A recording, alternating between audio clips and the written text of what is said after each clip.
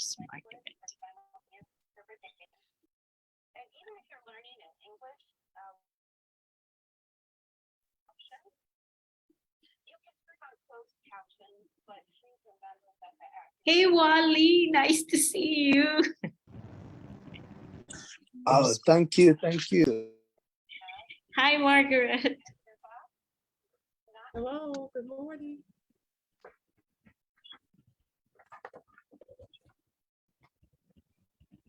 Good morning, everyone.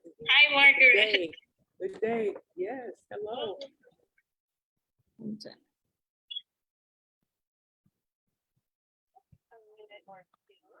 Morning, Christina. Morning. Morning, Alex. Hey.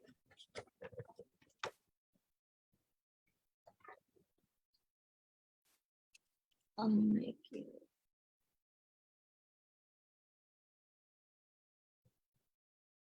Bagus ini seperti ini.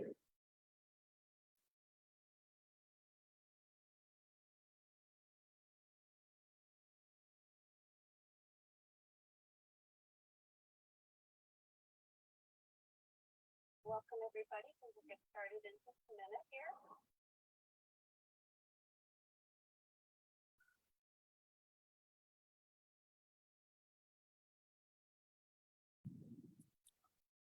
Hi, everyone. Hi, Sigrid. Hi, Sigrid. Good morning. Hi, everybody. Hello. Hi. Hello. Can you hear me? Yep, very clear.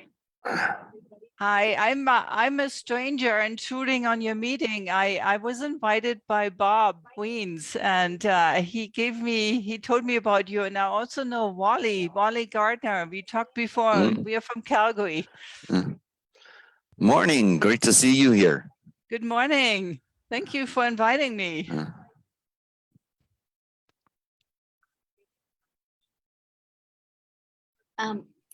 I think I saw Gomati. Gomati, are you there? Hi. Yes. Hi. Good morning, everyone. Good morning. Hi. Hi, Margaret. Good Hi, morning. Wally. Hi, Gomati. Hello. Gomati, where are you? Show me your face. Hello. I'll make you There a is co-host. some other time. Okay, you're making me the co-host. Okay. Yeah. Hold on. Let me find you.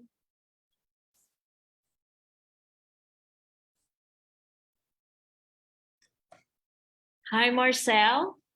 Hi, good morning. Good morning, everyone. I know it's early in your area. It's 5 p.m. here in Dubai, UAE. Hi, Murali. He's from Bangalore, Yelahanka.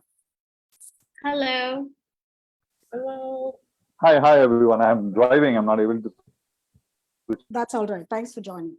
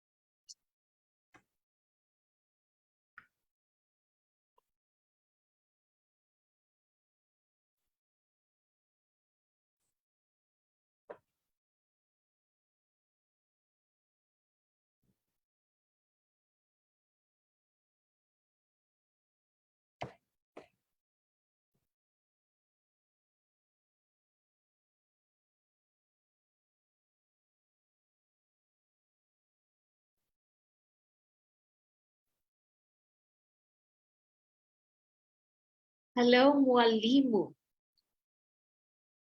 Hi, Yes. Gavin. Hello, Christina. Hi. Morning, Christina. Sorry, I might have some background noise here. I'm on two computers at the same time. No worries. I think you have a noise cancellation. We don't hear anything. Oh, good. Okay.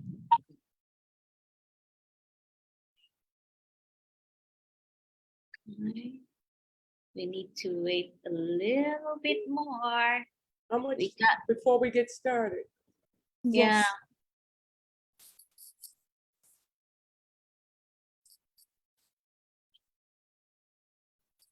Okay.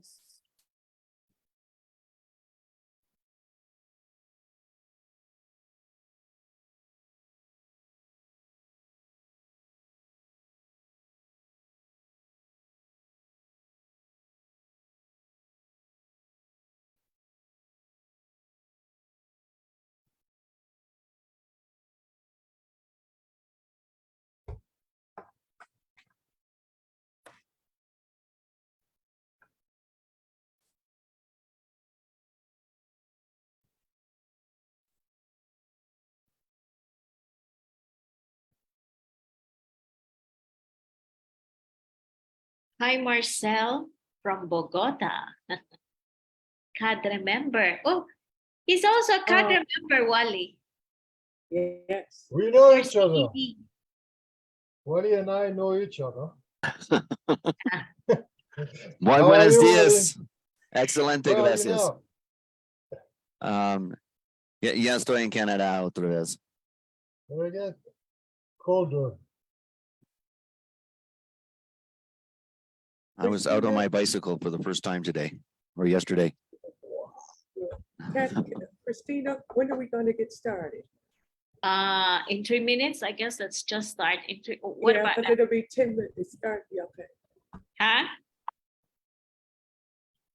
Because we're still waiting, but we can start We in can 2 get- minutes. Yeah. If it's okay with you. We got a very good registration number. Yeah, but Yeah, I'm receiving emails asking for the event link. okay, Uh-huh. but Responding to a couple of emails, just a minute. Okay. all right. Thank you, Gomati. Well, okay. Well, let me know when you want to get started. I Yeah. think we can start. They'll join in a minute or two. Yeah, We can in start. 2 minutes because we're gonna be posting anyway the video later. I went live and then I'll just download. Right.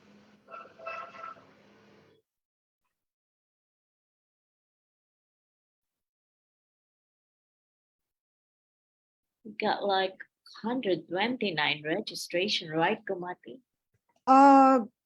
To be precise, it's 77. Oh, Those okay. were orders, 130 orders, but the tickets sold were 77. That's the total. Right now we've got 16. Maybe No we worries. can-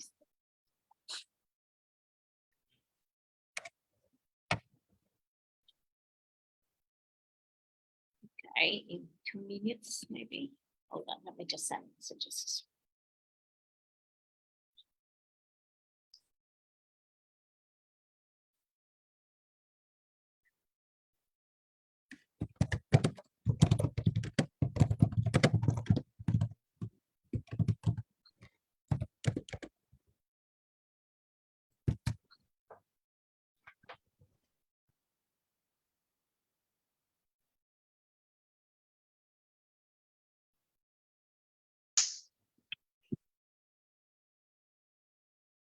Okay, in 1 minute.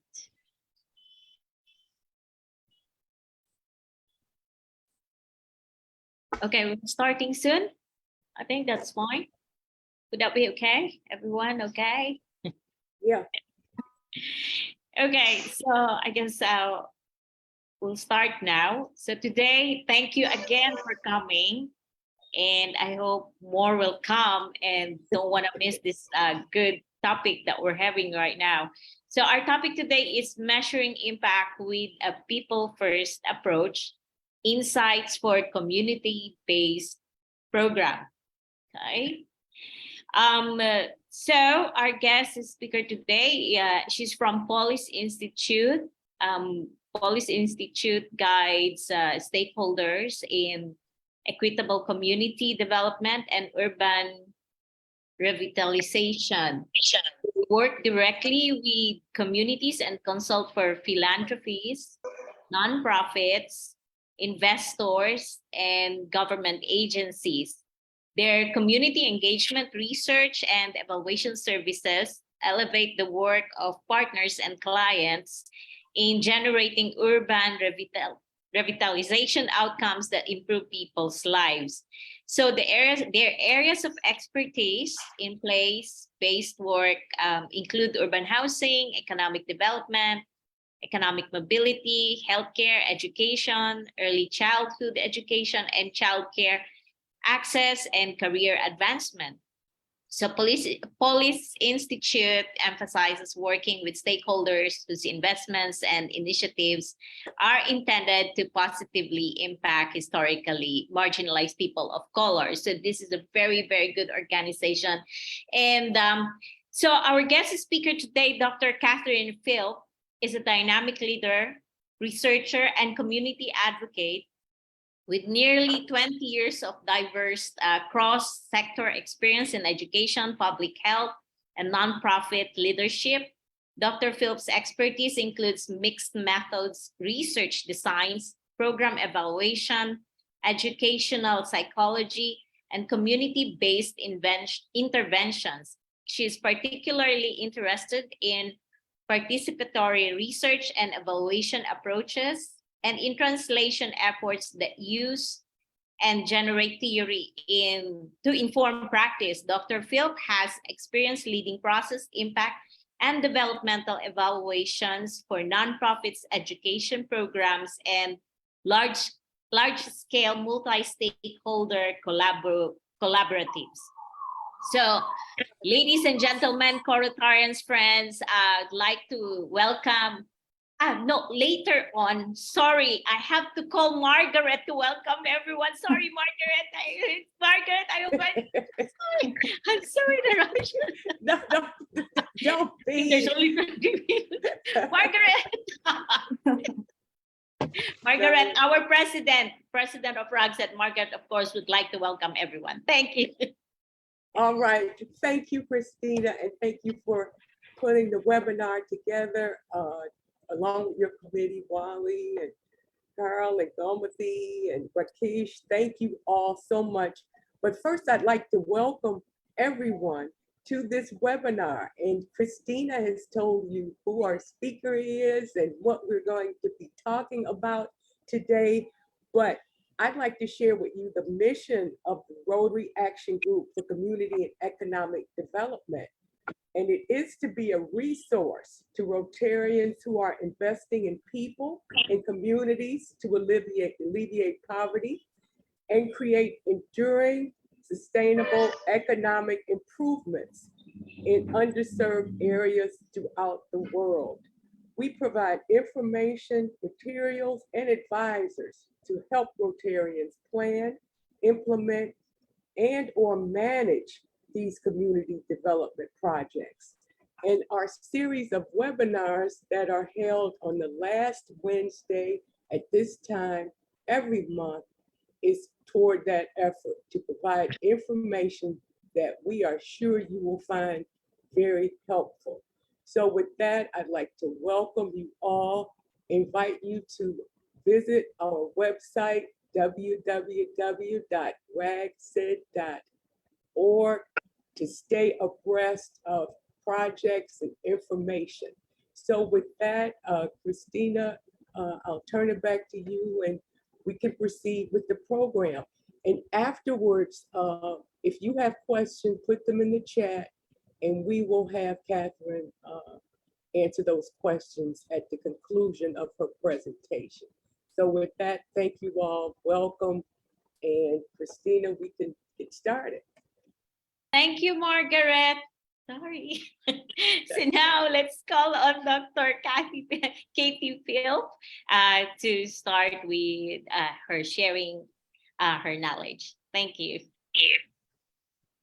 Thank you both so much, Margaret and Christina. It's a pleasure to be here. Good morning, everyone, or good afternoon, or good evening. I know we've got folks based all around the world, so I'm very excited to be speaking with you today. And I appreciate you taking some time out of your very busy schedules to learn with us this morning. So thank you all.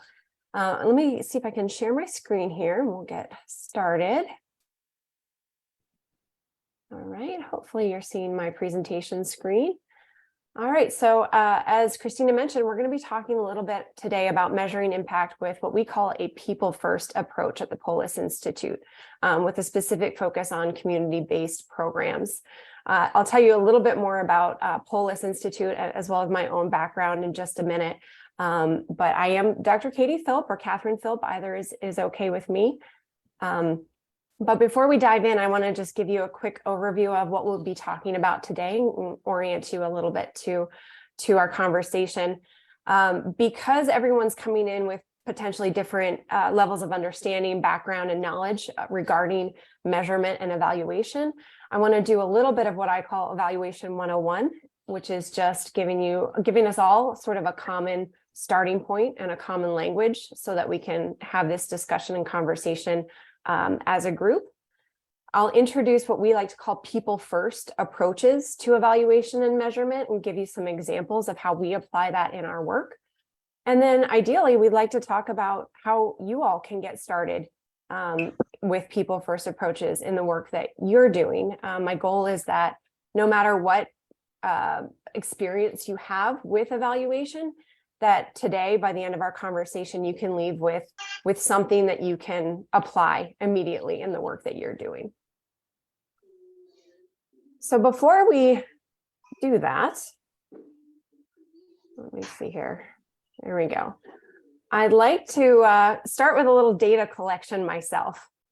So I want to get a sense from everyone what you know about evaluation, and that way I can sort of tailor my remarks to the audience a little bit better. So if you have a minute while you're sitting there, you can either type this website in, it's menti.com. And when you go to that website, you'll be able to enter the code that's listed below.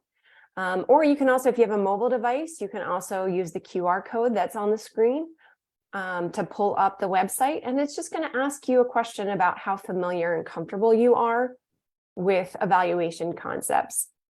So I'm going to give everyone a chance to do that. I will put the information in the chat as well to make it easier for you, but go ahead and take a minute and just give me your thoughts. I hope everyone can do that. It's just one question. It is one question. Very easy, very simple. And I that was will prepared help. for a test. You didn't know there would be a pop quiz today, right? All right, so I want to give everyone a chance. I'm going to advance my screen and continue talking while you're all filling out that question, but it is in the chat if you need that information. All right, thank you everyone for taking a minute to help me collect some data. All right, well, I'd love to tell you just a little bit more about my organization and myself and the work that we do. I am the Senior Director of Research and Evaluation at the Polis Institute. We are an applied social science research agency based out of Orlando, Florida, which is also where I'm located. But we do work all over the country, as Christina mentioned, looking at economic revitalization in communities, and really community engagement focused initiatives. You can check us out at our website. It's growopportunity.org. There's all sorts of information and sample projects that you can look at on our website, and I'll tell you a bit more about some of those today. I'll also make a copy of these slides available to the RAGCED organizers, so you don't have to worry about taking notes and writing everything down today. If you just need to focus on the talk itself, that's no problem. So I'm thrilled to be here today because I think that the mission of RAGCED and the work that you all do really aligns nicely with the work that we do at Polis and the work that I've been doing for many years now. My background is really in education and public health programming. I have worked in schools, but I've also spent a lot of time in what I call community-based or informal learning settings, working with youth, adults, essentially anyone who's learning. And so my research interests really focus on those settings, including youth programs, after school programs, and social capital. And as Christina mentioned, I have expertise in designing mixed methods projects, and I really love participatory methods, which invite members of the community into the research or evaluation project itself and work hand in hand with our communities as true participants in the process. And I'm very interested in something I call translational social science, which again is really just looking at how we take theories and apply them to our daily work and our practice, and use that to guide our decision making and our actions. All right, so big reveal. I hope everyone had a chance to fill out our survey. I'm going to stop my screen and see if I can pull up the results quickly so we get a sense of who I'm talking to today. Let's see here. Try and find the results page. All right, here we go. Share the screen so everyone can see quickly. Okay, excellent. All right, so we've got some folks who have some familiarity with evaluation concepts and practices. Some folks aren't familiar at all. And then we have an expert. I hope I make that expert proud, and don't embarrass us all. So thank you all for taking a minute to fill this out. This helps me understand kind of where you're all coming from, and I can try to, again, tailor my remarks a little bit to help support you throughout this presentation. So there we go.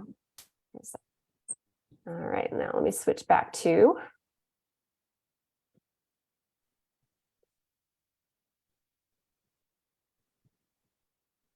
all right. Excellent. All right, so like I said, I want to give us just a little bit of a grounding in evaluation concepts so that we're all starting from a similar grounding level. And so let's talk a little bit about why we evaluate. I think most people working in community contexts these days are fairly familiar with evaluation as a process, primarily because a lot of funders are now requiring it, right? And so anytime you're working on federal grants, often foundation grants, any sort of funding, there's typically an evaluation requirement tied to it these days. And so a lot of folks have been forced, for lack of a better word, to engage in evaluation. But I think that the value and the utility of evaluation goes far beyond just a requirement or a checkbox. It's really an incredible tool that can serve a variety of functions. And we're going to talk a little bit about those today. But of course, it helps us understand if our program is working. So we talk about measuring impact. And the thing to know about this field is that there's a lot of terms that quickly get very confusing and have different meanings for different concepts, but sound very similar. So when we talk broadly about impact, it is different than what we might call an impact evaluation. There's all sorts of types of evaluations, one of which is called impact evaluation. So just note that vocabulary can get quite confusing here. But it helps us understand what's working. What is being successful in our programs. It helps us to improve our programs. Again, I talked a little bit about how I love translating theory into practice. And so evaluation is a great tool to help us understand if our theory is appropriately guiding the work that we're doing in communities and on the ground. It really helps us to describe what I like to call the how, right? We often start programs because we have an idea.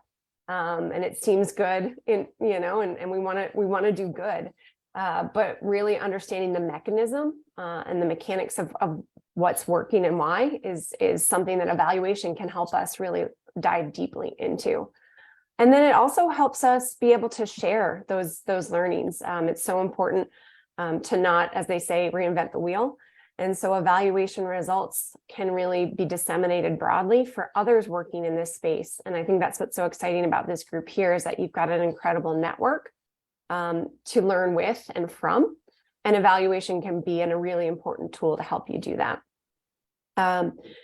So you may wonder how research and evaluation are different. And there are many subtle differences, but there's also a lot of overlap. And so Michael Quinn Patton is a well-known evaluator, has done a lot of work in the field, and he puts it succinctly: research seeks to prove, or some might say disprove, whereas evaluation seeks to improve. And so really what we're looking at is how are we using measurement?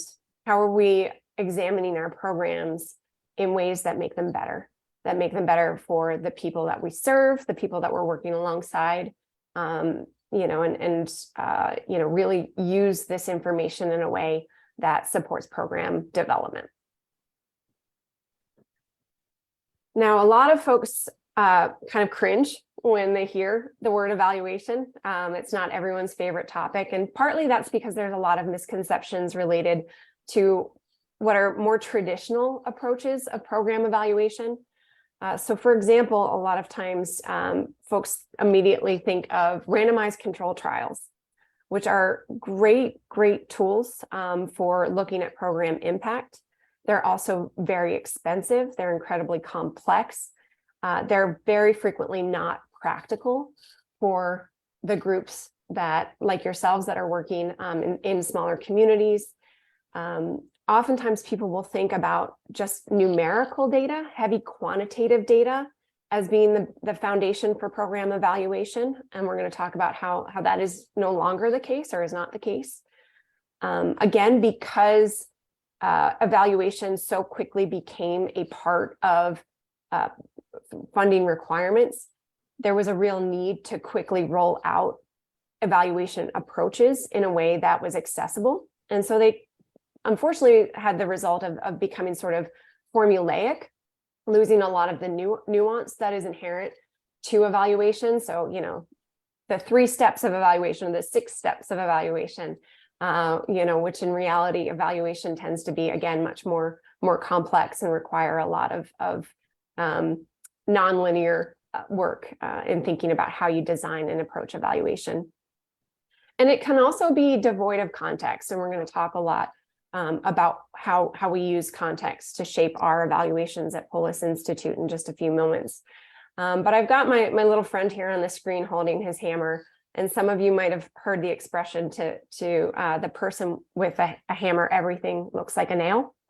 And so I think oftentimes when we think about evaluation, because of the ways that it's been framed more popularly, we tend to think only of these numerical quantitative approaches, right? And so we look at how do we put everything into a number. And so those approaches are helpful. They're really important. RCTs, randomized control trials, if you can do it, amazing, right? It's not the reality for the great majority of us. If you can use statistics, great. Also not always a possibility for all of us. So really what we look at is expanding the toolkit in terms of the evaluation techniques that you can apply to the work that you're doing. And that's really what I'm hoping to do with you all today is to just add a few more tools so that everything doesn't look like a nail. If you need a chisel, you'll have a chisel after the end of our talk today. All right, so I've talked a little bit, I've mentioned this word people first, right? And people first is something that really grounds us at Polis Institute. And I want to tell you a little bit about what that means to us.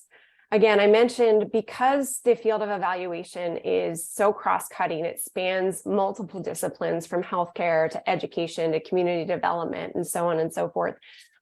You'll see that a lot of different terms have evolved and taken hold in these different areas.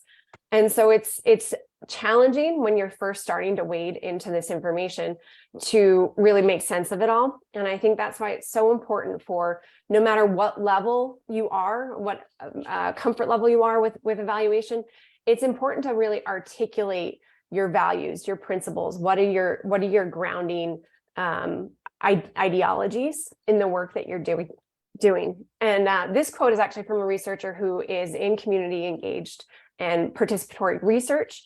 Again, a lot of the same concepts that we use in research will apply in evaluation. And so not always, but in the cases of the examples I've pulled, you can be confident that there's good overlap here. And so people first for us is really an orientation. It's a guiding, it's a North Star, and it helps us across all aspects of our work, from client relations to community engagement. It infiltrates the ways that we communicate and we work internally and across our team. And so people first is really this philosophy that puts humans as the front and center of everything that we do. And you'll see how that changes the ways that we look at applying various methods in just a moment. So people first is fundamentally grounded in the idea that there is inherent dignity in everyone that we interact with, from the boardroom to the streets. It doesn't matter where we are or who we're interacting with. Each human that we come across is treated with dignity, with compassion, and with respect. And so when we think about people first, it draws a lot on established traditions, including asset-based community development, or ABCD. Many of you may have heard of these terms or be applying these methods in your own work.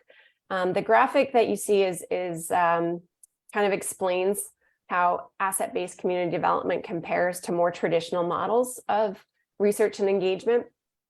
Up in the upper left-hand corner, you'll see, what they call the old medical model, everything done to us without us. And it gets us all the way over to the green bottom right-hand corner, where we really look at true asset-based community development, which is by us, for us. What I like, there's several iterations of this graphic that you can find out online. But what I particularly like about this one is that it includes roles for what is called experts. We're going to talk a little bit about expertise in a moment as well. But I think there's really a role for everyone in asset-based community development. But it really is important to critically think about power structures and power sharing in those relationships. All right. All right. And so, yes, so people first approaches really draw heavily on ABCD. We emphasize participatory and empowerment methods. So again, working alongside individuals and communities, and ensuring that we're building capacity of those groups. Our goal is never to remain long-term in a community. Our goal is really to leave a community sustainably improved by the time that our work there is done. People first approaches for us in community work are also place-based, and we're going to look a little bit more about how place-based work interacts with evaluation in just a few minutes.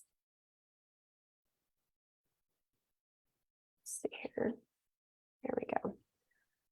So again, I want to emphasize that people first is an orientation, and it intersects with these established models of community engagement that exist along a continuum.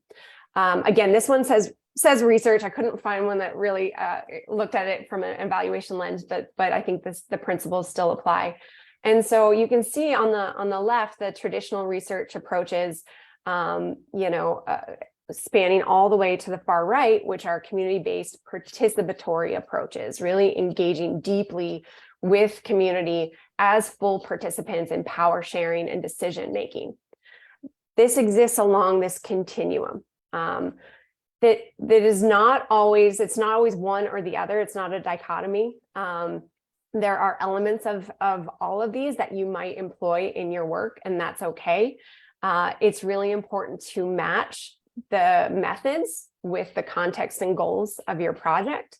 And so it doesn't always make sense to ask community members to be full participants in a project. For example, my husband does clinical research in metabolism, and he invites members of the community in to participate in clinical research studies.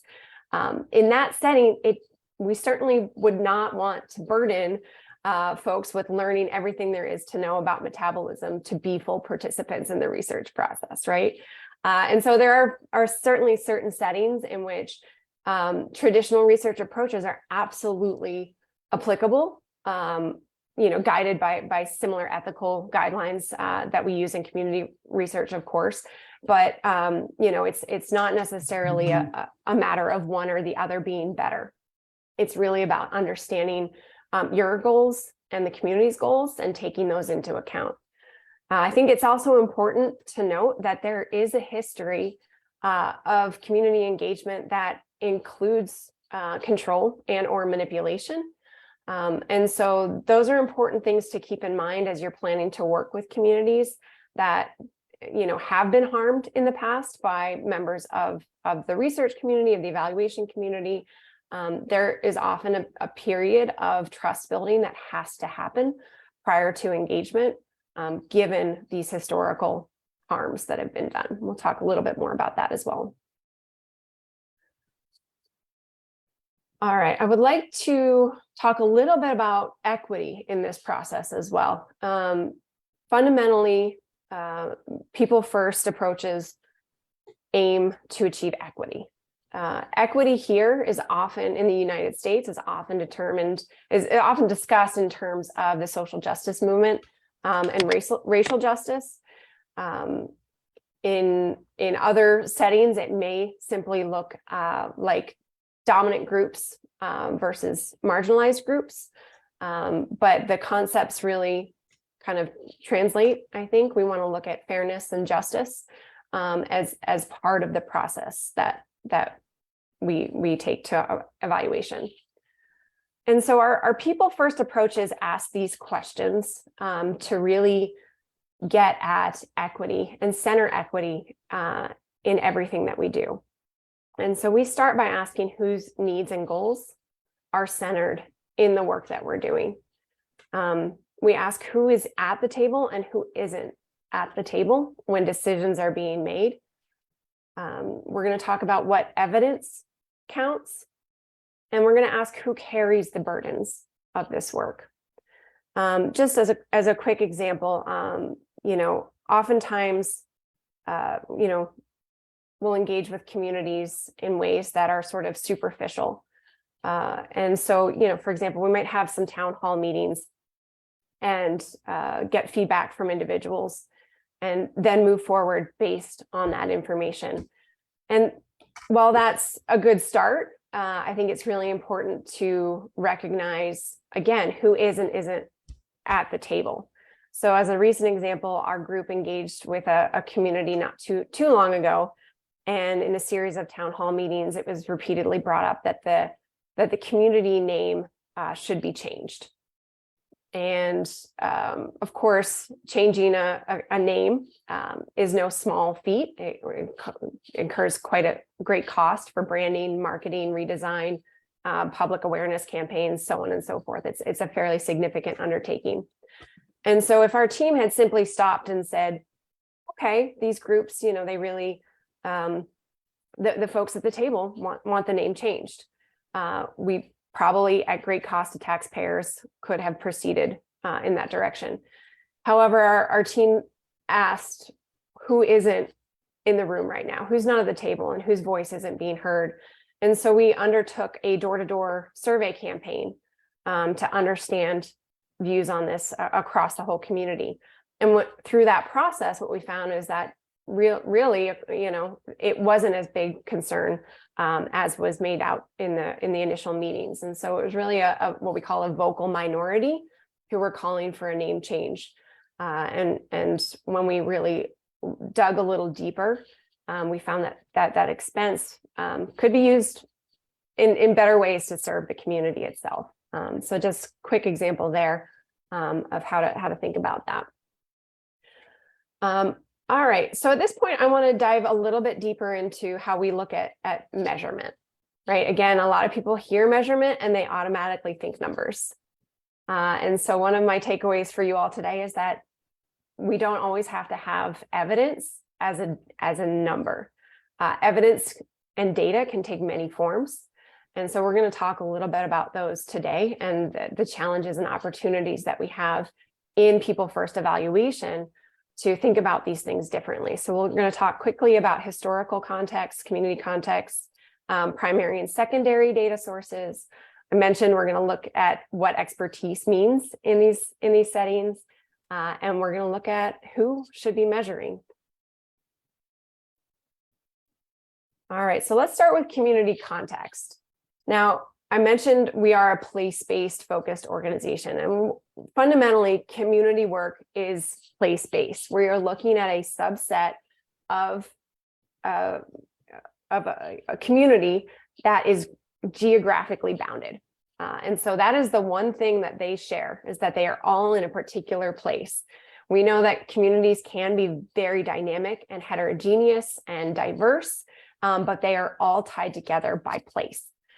And so when you start on a hike, right, if anyone likes going out in the outdoors and adventuring, you really don't start without having any idea where you are, right? You want to know, you want that "you are here" sign. You got to find out your map, and you're going to locate where you are on that map before you start heading off in any direction. And so community-based evaluation is very similar. You need to ground yourself in the context. You need to locate yourself on that map before you get started. And so qualitative and descriptive data, historical data, records, oral histories, all of those play a really important role in creating a narrative of a place. Beyond just providing important background, it also gives you an analytical lens that you can use in your continued work as you collect further data. And so I want to tell you a little bit about how an example of a project where we did that. Recently, we were working with a neighborhood, and there's a long history of public housing in this neighborhood. It's a historically marginalized, predominantly minority community. And before we got to the place, this was in a different state from where we're located. And so before we did that, spent a lot of time digging into the history of this community. And what I could find online was narratives that spoke about revitalization of these public housing complexes. Prior descriptions of these units were very poor. They were described as unlivable, inhumane, really, really poor living conditions. And so this community had been transitioned into a brand new public housing complex. And one of the big victories that was hailed in these online articles was that about 80 to 90% of prior residents were retained into the new housing, which, as you know, oftentimes when communities are redeveloped, there's a lot of displacement that occurs. And so certainly that seems like a great victory, right? That's wonderful. We don't want to see people being disconnected from the place where they live. When we got to the place, however, and we started sitting down and speaking with the residents, the longtime residents who had existed in both of these spaces, we heard a very different narrative. They agreed that yes, the prior living conditions were not ideal, but when we asked them what words described how you feel about your past home and your current home. And their past home was filled with joy and happiness and everyone outside and interaction and community. And their new home, they used words like sad, misery, scared. And so this was certainly surprising to us, as based on what we had heard or read online. But what we understood after speaking with a number of community residents is that the redesign stripped the community of common spaces to gather outdoors. And so we really started to look at the intentionality of the architecture and the space in relation to how people were engaging with one another. And they shrank the footprint. Of course, density in urban areas is a big concern. And so they built upwards. But in doing so, the community also lost a really important element of their social fabric, which is a place to informally gather. It was a place for neighbors to look after other children and to keep eyes and feel safe, knowing that your neighbors were watching out for you. And so all of the remainder of our work really can now take that perspective into account and understand that social structure has been, for lack of a better term, kind of shredded for this community. And that has informed our ongoing work. And so that's what we really mean by creating a narrative of place, diving deeply into both the historical and the current aspects of the communities that you're working with. All right, let's talk about numbers, right? Because they do play an important role in the work that we do. And so we often hear data. Some folks may be familiar. There's a popular book called How to Lie with Statistics. And essentially that is shorthand for the fact that numbers can sort of tell us what we want them to say, right? And so there's a few approaches that we use at Polis to ensure that we're centering people and people first in the work that we're doing. One approach is to, whenever possible, disaggregate our data. So I want to give you a quick example here. This was surveys from a school culture project that I worked on prior to my time at Polis. But I think it really exemplifies this idea of hidden narratives. If you look at the very top of this chart, you can see that we surveyed parents about how they felt in the school itself, asking about issues of diversity and equity and values. And if we just looked at the top row, these are numbers out of a scale of 5. And so, we would think, oh, well, we're doing really great. We're close to 5 on all these points. That's wonderful. But we broke it down. We disaggregated to look at these various groups. And we found, of course, that there are distinct differences, particularly when you go over here to this parent network. You can see the lowest scores are from those who identify as Black or African American or multiracial. And so they feel quite a bit less connected to other parents at the school. And what that does then is allows our clients and our partners to really identify targets for program intervention. If we had not done that, we would still see, our parent networks are a little bit, scoring a little bit lower. We might want to focus in on those. But in particular, what we need to understand is, why are those who identify as racial minorities not feeling like they're connecting with other parents? And in fact, that's what, the work continued. We did additional qualitative work to help understand, why parents were responding in the way that they did. But disaggregating your data is a really powerful and important tool to help understand how to guide your programs and make program improvements. It's not always possible to collect primary data like this. This is obviously at a school level. It's a little more contained, a little easier to get everybody on board. When you're working at community level, it can be really hard to achieve something similar. But there are what we call secondary data sources, existing data sets. And so even in our work at Polis, when we do a lot of our community-based work, we try to go to the finest level of detail as we can to look at differences by smaller segments of our community. So if you go on our website, you can check out what we call our Neighborhood Opportunity Index, which is a really neat tool that's been developed for our Central Florida region using census data. But beyond the census block groups, we narrow it down, from the tract groups, we narrow it down to our block group level to really take a fine-tooth comb to differences geographically in terms of economic opportunity for communities. And you can see that even in areas where opportunity is quite high, there can be small pockets that lack those same opportunities. And so that provides, again, intervention questions and opportunities for leadership and decision makers to really dive deeper into what's happening in that smaller space.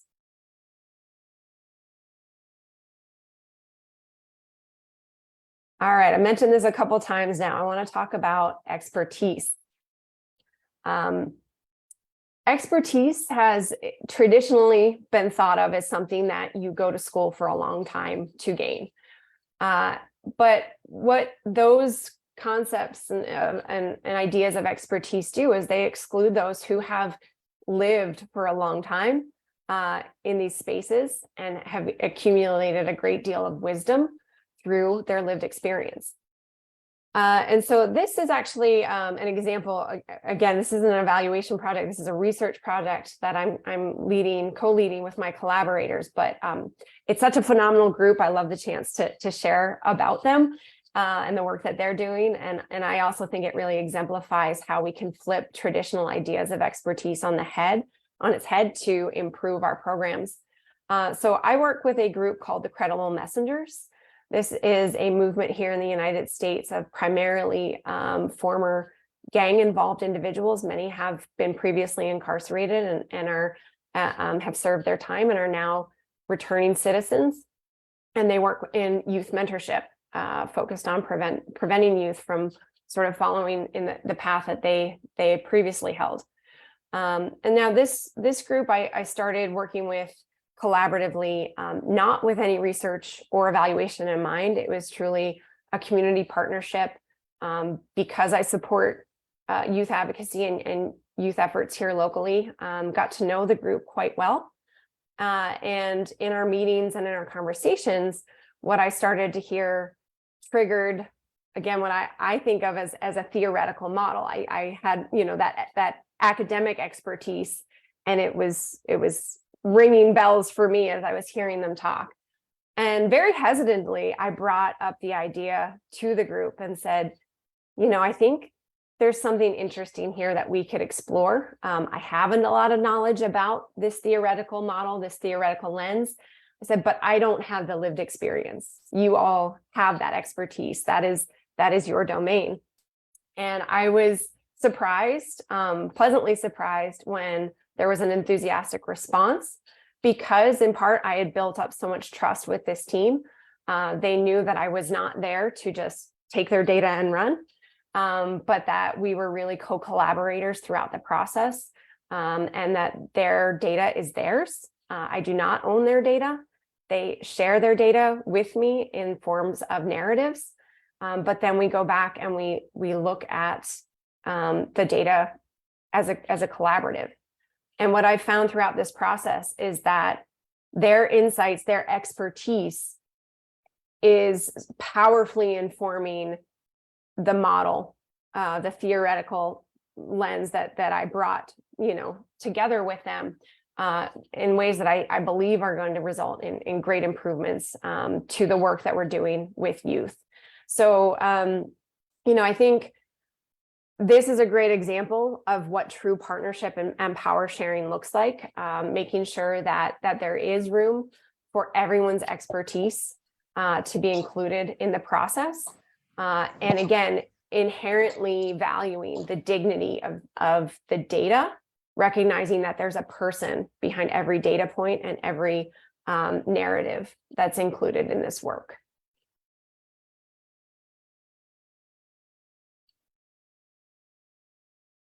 All right, so finally, I want to talk a little bit about, again, positionality. Evaluation, oftentimes, again, funders will require what they call a third-party evaluator, someone who is external to both your programmatic organization and a community group, someone who's a complete outsider.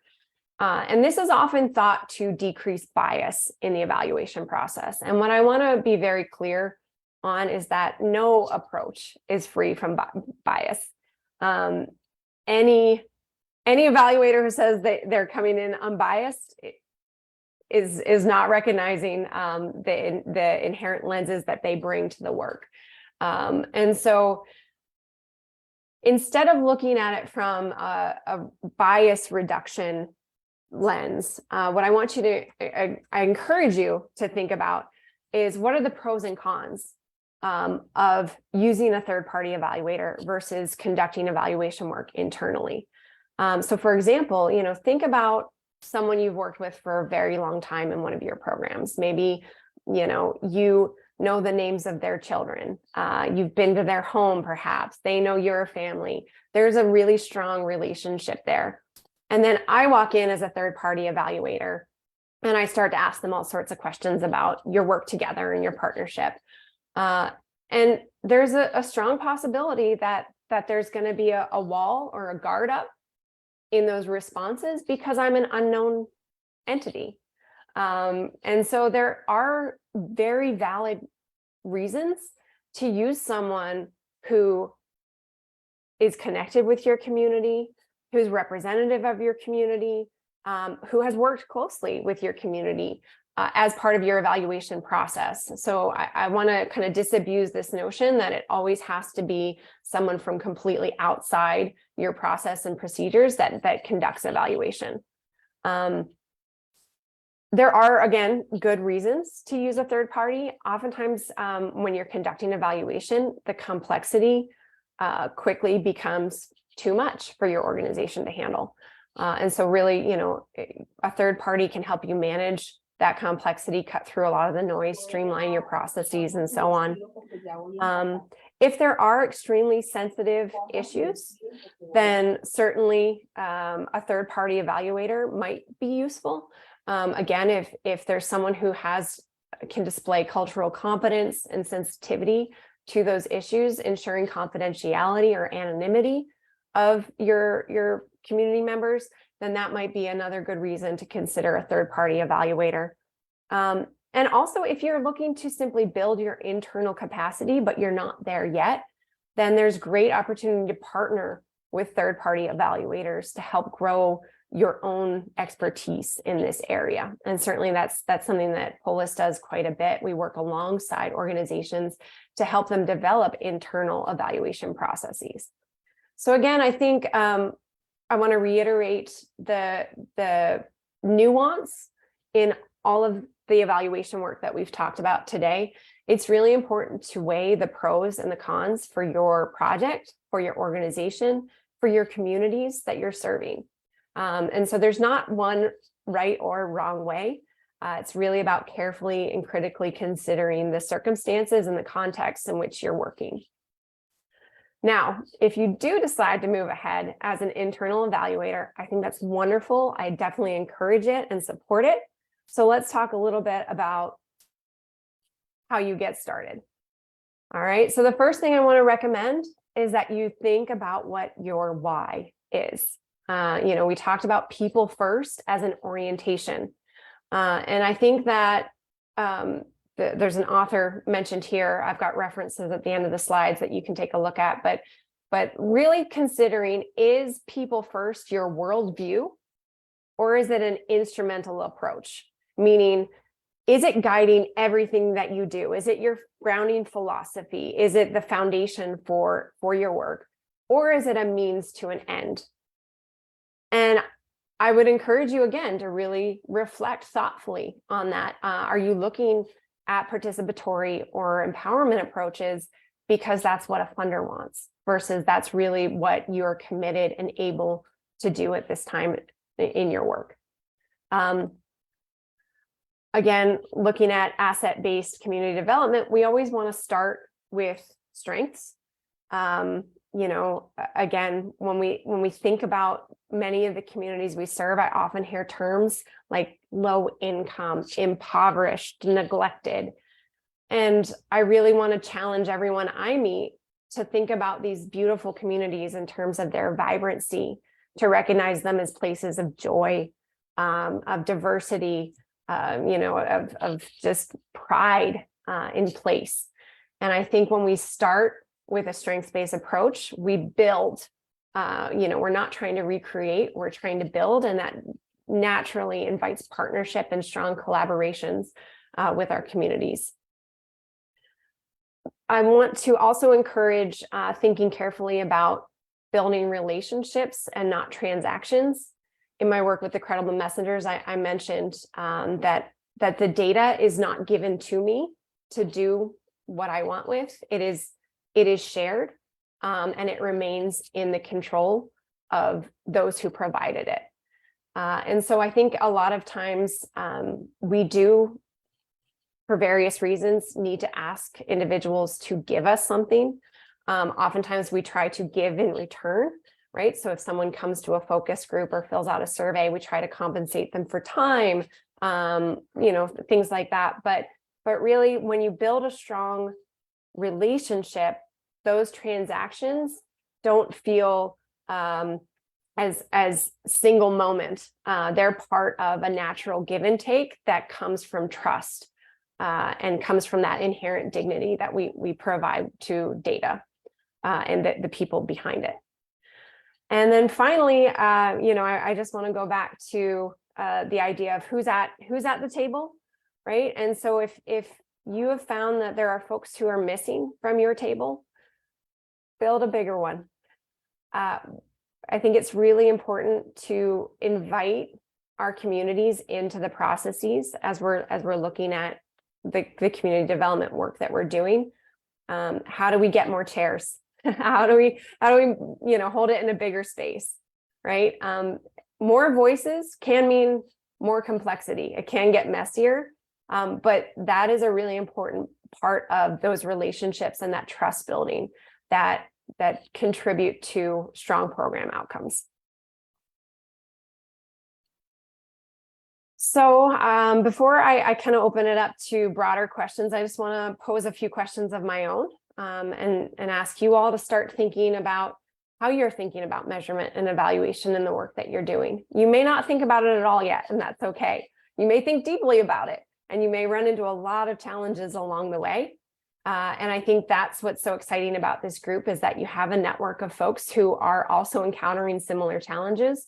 And I want to encourage you to lean on the expertise that is across this group. Certainly, I'll provide my contact information and would love to hear from you all about the challenges you're facing as well.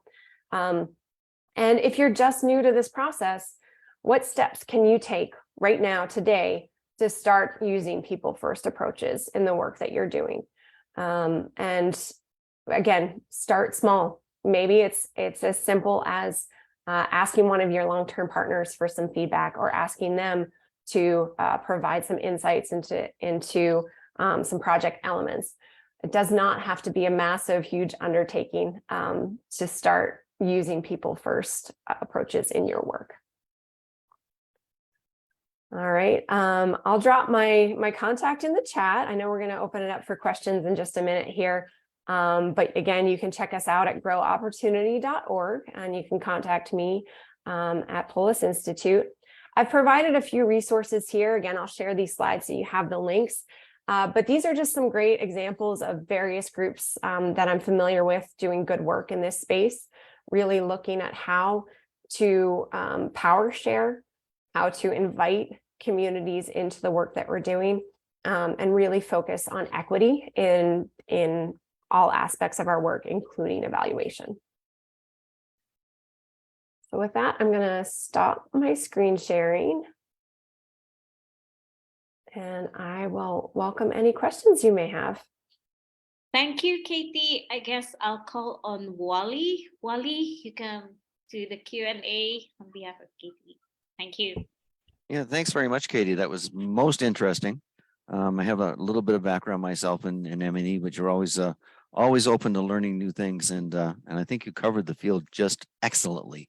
So I thank you a lot for that, and I'm sure everybody learned quite a lot this morning as well. So let's open it up for questions, and who would like to start? Are we putting them in the chat, or are we putting them? I think we've got enough people. You can just sort of raise your hand and talk there. We have no questions. Oh, yes, we do. Okay. Okay. I wonder in Rotary, let me start with one just to get things kicked off here. We require people to do a community needs assessment. And my feeling has always been that that's a good time to get the community involved. And Michael Quinn Patton looks at participatory evaluation. So have you got any tips on how to get people up to snuff on the idea or the concept of participatory evaluation in that it's their data, their stuff? If there's any good ways to, when you're first meeting with a community group, to effectively get that to happen? That's a great point, Wally. You know, I think that oftentimes evaluation tends to come after program planning and design. So we have this idea for a program, we put it all together, and then it's, now we gotta, measure and evaluate. And so I think that participatory evaluation really starts even before the program gets designed or put into place. And that's one of the things that I love about Patton's work in particular is the variety of approaches that he employs. I'm a big fan of developmental evaluation as well, which can include participatory approaches, but it really looks at where the program is in its stage of development, different than development evaluation. Remember, I said there were terms that cross over, but developmental really looks, and it's a really unique partnership between a third-party evaluator and an internal evaluator. And it becomes sort of this marriage of looking at where you are in the process of programming. And so when you use a people first lens alongside that, I think that it naturally invites community in right from the start. It invites that buy-in. So at Polis, we always ensure that there's a phase of the work that is contracted to ensure what we call discovery. And that is really almost strictly for relationship building. And so it's to many people, it feels fluffy. It doesn't feel like it's part of the work, but it's critical, and we believe it's foundational. And so even when it's simply just community visits, site visits, just visiting and spending time in the spaces with the partners that you're planning to work with, that's trust building, that's relationship development. And so that when it's time to really start putting some of these programmatic elements into place, the buy-in exists already. And so, yeah, I think for many folks, it feels like it slows the process down. We have an idea and we want to implement, but that initial piece of trust building, if you can do it before, ideally that's wonderful. And I think contributes to much stronger outcomes at the end of your project. Interesting. Yes. But I'm interested too in your thoughts on what we call implementation bias. When a Rotary Club goes to do a project, they're really focused on getting the project done. Like we're drilling a well and we look at how many wells do we get in, how many gallons of water did it come out? And it's very rare that we look at, whoops, something happened there. Okay. It's very rare that we look at what the social impact is of having that well. Like the kids are healthier. There's, more school attendance, education goes up. People have clean clothes. There's less skin disease, that kind of stuff. But there's also personal bias. Like, how do you deal with your own personal bias? Like, for example, I was asked to do an evaluation of a program in India remotely, which was really, really difficult. And I'm a big gender equality type person. And this project culturally didn't have that in it at all. They'd stuck in some female education just so they could get the grant, basically. And I wasn't impressed with that, but then at the same time, I have to recognize that that's my personal bias, as a Canadian looking at somebody else's culture. So what are some good tips to get around that kind of bias when you're dealing as an evaluator in other cultures and other environments? Great question. I always ask hard ones. Yeah. I put you on the spot. Yeah, there you go. I love it. I love it. I think there's in there, there's two questions. And so I'll address the first of sort of the cultural differences. And I think the challenge is for us as outsiders to community to recognize what we can and cannot influence. and can or should not try to influence. I think that there is something to be said for behavioral change elements or programs. I think those are very important, especially for things like gender equality and so on. I've spent some time in East Africa myself working and recognize that women don't have the same authority and power that I was accustomed to coming from the United States. And so a single program is very unlikely to change that. There are, of course, opportunities to apply systems-wide levers for change, and that kind of gets into a whole other area of evaluation. There are definitely great initiatives working on that. But I think that's where it's really important to recognize the level of the system that you're working at. So Bronfenbrenner has a really famous model, sort of these concentric rings, going from the individual all the way out to the community, government, and so on and so forth. And so as you're designing your program, being very clear on where you think that you will be impacting helps to then pair your evaluation and measurement appropriately. So it might not make sense to expect that there's going to be large changes in female participation in some of your programs. And that is okay if that is part of your program design, right? If your program goal is to impact that, then you might need to look at operating at a different level.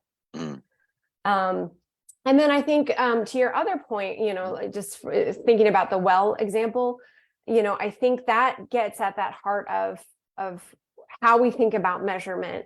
And how we always tend to want it to be in hard numbers, right? We drilled 5 wells, we were successful. What if 4 of the wells aren't being used, right?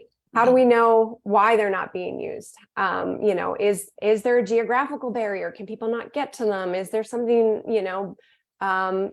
about the area where it was put that is off-putting to people, so on and so forth. And so that's where I think our mixed methods approaches are so valuable, because they tell you, that there's a problem, right? They help point you to where that problem is, and then they give you additional tools to investigate the root of cause of that problem. And so I think that's, for me, why I love kind of pulling in quantitative and qualitative approaches to really get this deep understanding of how we solve these issues. Yeah, very, very interesting for sure.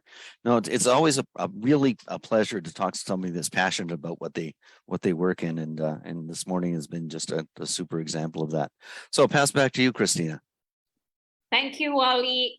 I can relate to all those questions, Wally. What she answered, I had that experience. Because I guess most of the cadre members who's right now in this meeting, they can relate to what you asked, Wally. Thank you, Katie, for your time. And I'll call on Carl. Carl, are you still there to do the closing? I see, I believe Fidel has a hand raised. If there is time for another question, I'm happy to go ahead. Answer that. Go ahead. Yeah, I cannot open my video for the group, Kati, because it might lower my my camera or my No worries, Fidel. Okay. Yeah.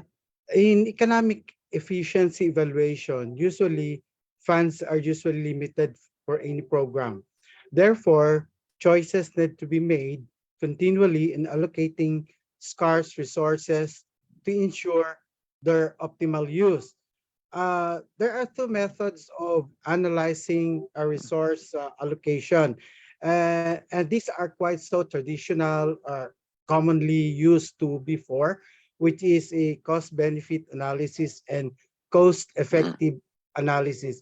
Can you recommend the latest or maybe an updates with regards to other resource allocation analysis, or there are newest maybe method or technology that we can share to all our researchers or our evaluators?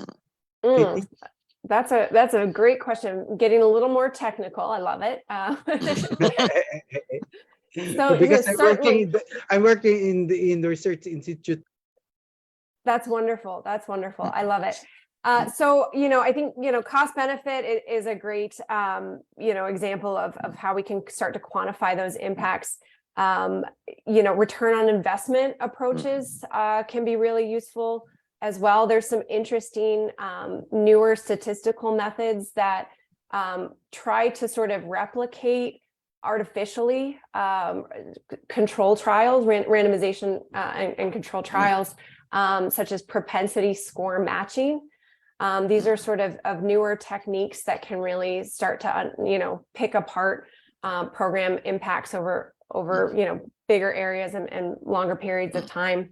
But I guess what I would say, sort of in keeping with our theme of people first, is who gets to decide what the benefit is, who has a voice in saying that this is the appropriate benefit based on these costs. And I think that's, again, it's not necessarily appropriate to invite community into, high level statistical analysis sessions. That's a burden that not everyone wants or needs. Yes.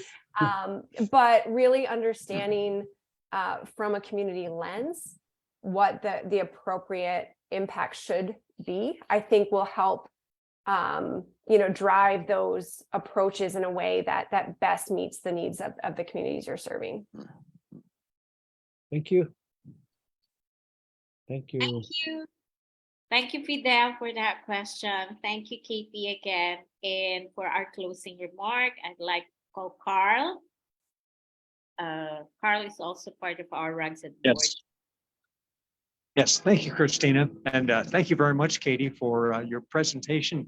I think that was very informative. I learned a number of things, and I'm confident many of the other participants did too, probably everyone. But this is a good example of the kind of programming we're trying to do with RAGCED.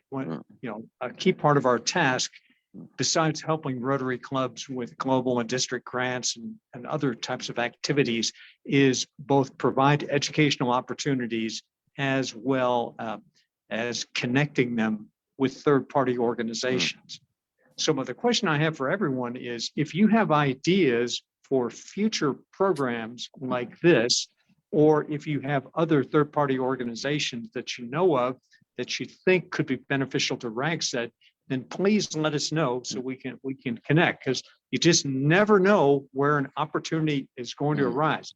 In this particular case, I'm happen to meet Katie at a dinner at an organization completely unrelated to Rotary, and one thing leads to another and a good opportunity. Chances are you have the exact same thing.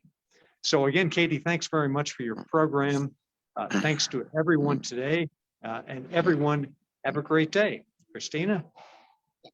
Thank you again, everyone. Please visit our RAGCED FB page. We will post Katie's presentation in the file section of RAGCED FB page, and hope to see you again next month. We'll post again for our next topic.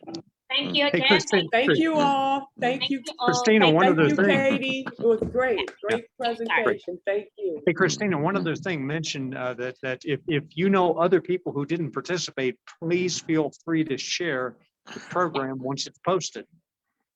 Yes, we're gonna be posting the FB page, the live video.